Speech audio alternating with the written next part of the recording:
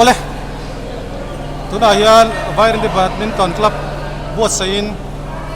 Vairengte ko chunga department sang te inti himna badminton mangin nei ania department sang te chang ho in siamin tuna hian solam abalam ha te so SDPO in the light nia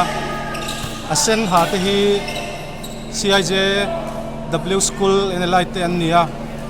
tuna hian 35 doubles 35 plus men's double khelh mek ania tuna hian point hin mun chi engza e kan thelawa ai in he to khop me out tat me kha chu so la kar var ha mapuar de lek jok so nei tu pa nia pu loma chu de pa na kat na khop me kha chu zeu me ya kat na khop me beautiful ani tuna hian dunia service a pu loma changa kha chu de pakan ati sola ni backhand kha neta dami sila uzok turan ya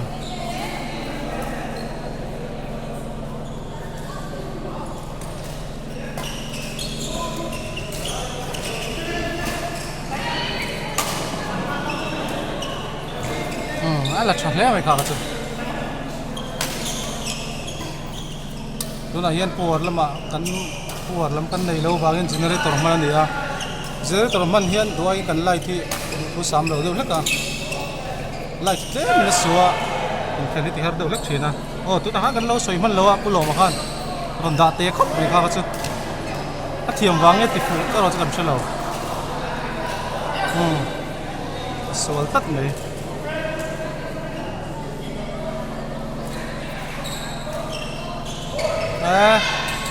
kha chu double action in ron be na khop mai chu de pa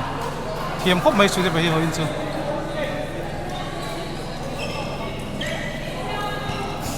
uluk lau set ka chu san lai na khoi man renga kok niam hun nga ka tingin nam lo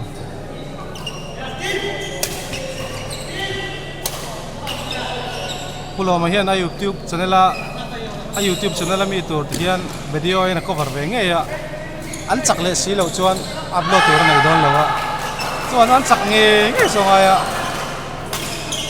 an chak le si lo chuan memory he a het thor ni mai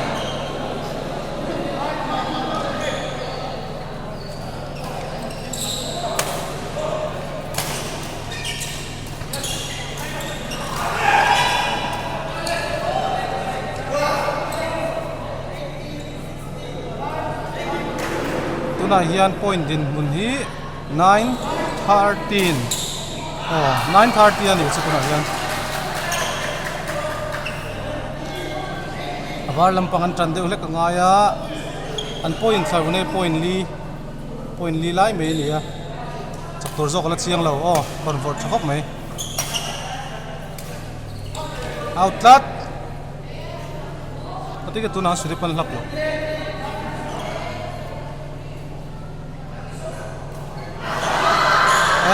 pati da te snal nei to pa hian lam han ngang lo ni kha ka chu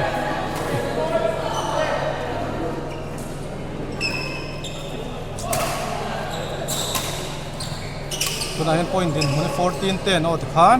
15-10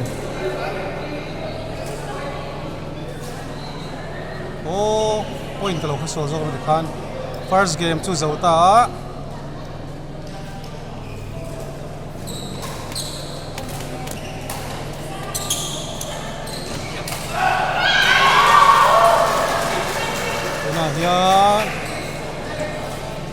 channel này tụi pa so ha video tu ra ka nga ya thol loi mai so channel này upload la kom long ti lom khop mai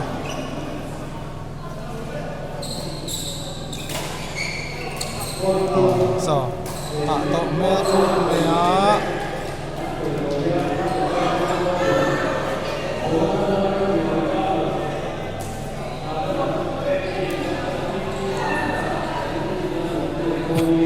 first game CIJ W school and light ten la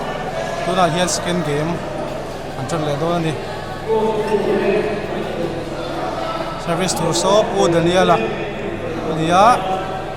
puloman service lo chang do ni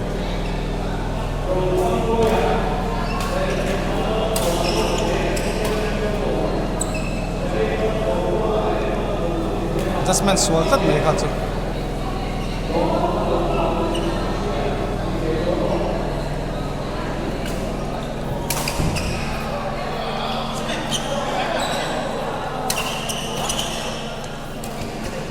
a fahan la thave kha chu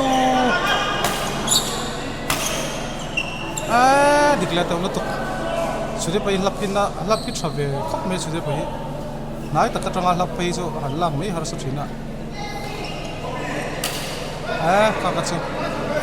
a frame a futat me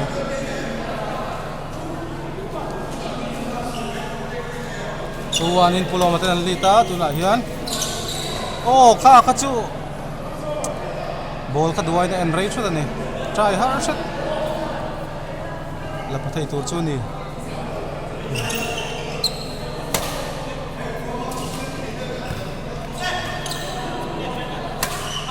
to sa ko deu lek ka chi timing dik lo ni har shat ni kokharon thok niam to sia akan nal masih outlet karon kat na khop mai an dikseason nal urusin mo lang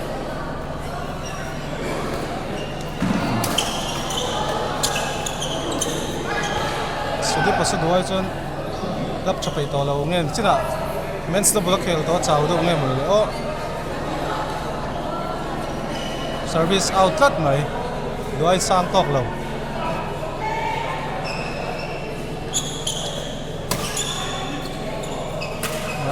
khat adjustment sel ta apol pa kan tianga tak khan poi mo de chu kan partner te hian lo in call pui tur ni out le out lo hi a try tu ta ni zon har stop thina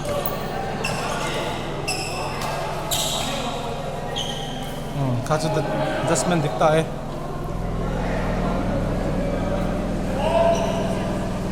4-6 in pulo mo te hian lalita tun game min tlang thei do nem tun game hi la lo ni chuan an puan thuan tel thei do na tun game hin la lo ni chuan game khat khel tur nei do ni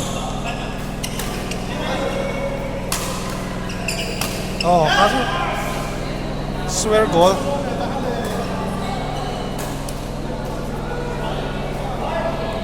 dona hian 5-6 ani an point thau nei point khat chin le ta pulo ma te hian an tang tlang thei angem ekira abahan backhand thara so ti ba to sport ha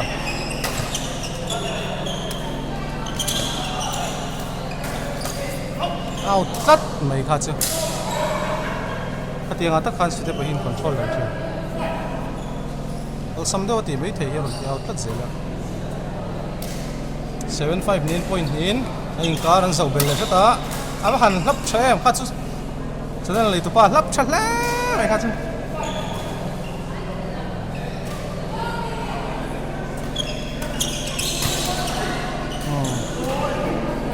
khát chứ à cái ta tất cả vật đắt sắc assist chặt lẽ mày ulo mà khát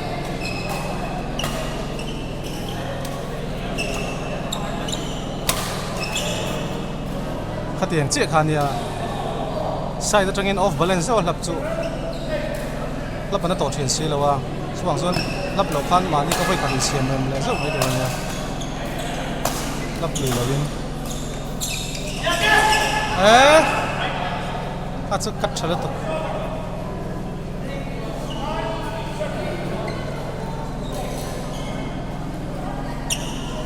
so service yom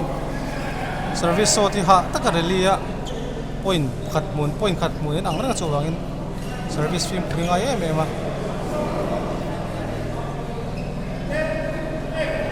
ten eight ni nei kar hi an zo hlei thei lo point ni in ai kar lo ma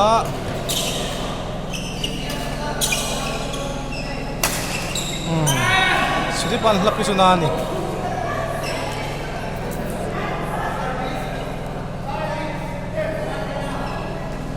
or toy chat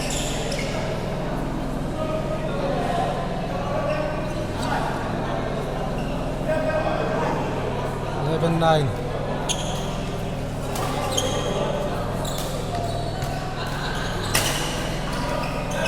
dan soi 14 angin ketiang ka ahla pa kasi ato angin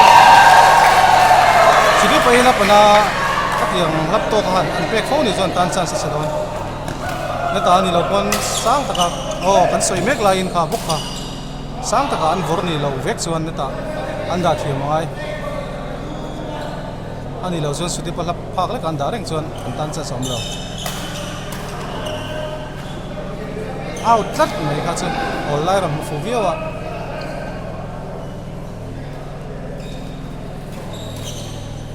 uluk law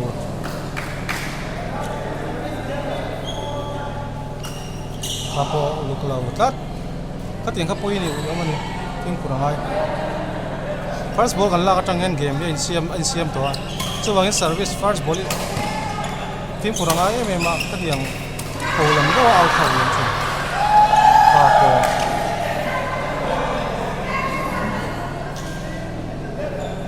kokin ha gari shat zela ron niam hnuwa len par to chu ha chu har to ni lawa sudi pakhat sol ve do ni lap chatak chun chong lo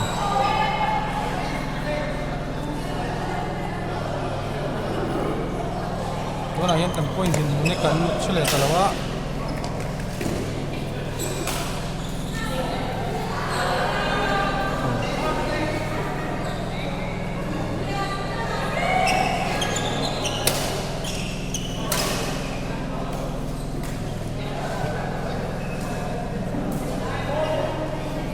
eh 14-15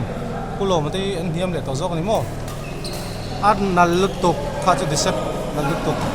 para ka tiang ka harani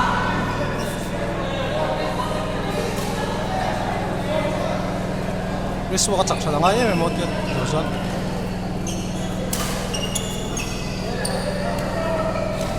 kok khar tuk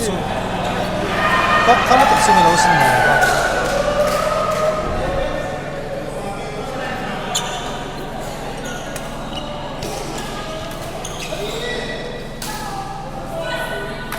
doain dol makwar hian ei ve do lek tawa amal amhan ko ni tu mina har sar ve do lek tawa ai ta po har tuk su ni lawa ma se pian ne ren mo lo ni a chak lama po no special khela ni a o an thom chale ve ki sidi pa chu back and zone ti sakvel ta mai me a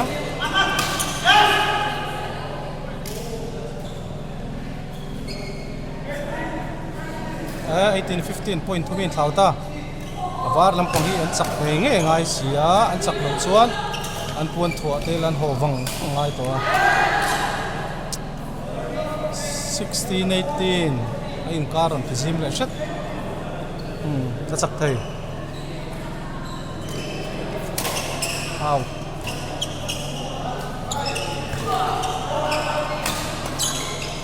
salam hauson akhiran ngam to zo khata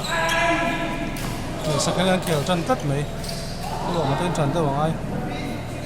19-16 chan har to te ngai chuan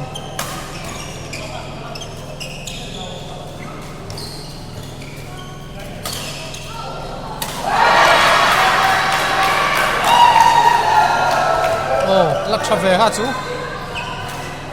rally munam he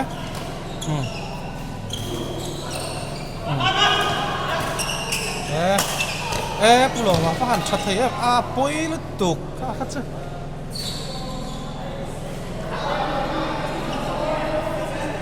join chi game point ni ta match point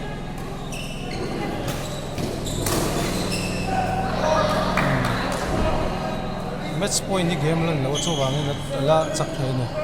17-20 point to win thawa